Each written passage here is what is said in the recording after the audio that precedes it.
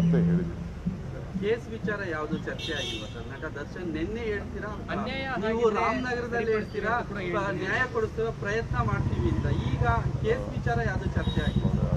ಅದೇ ಅವರು ನನಗೆ ಕೇಸ್ ಏನೋ ಕೇಳಕ್ಕೆ ಬರ್ತಾ ಇದ್ದಾರೆ ಅಂತ ತಿಳ್ಕೊಂಡಿದ್ದೆ.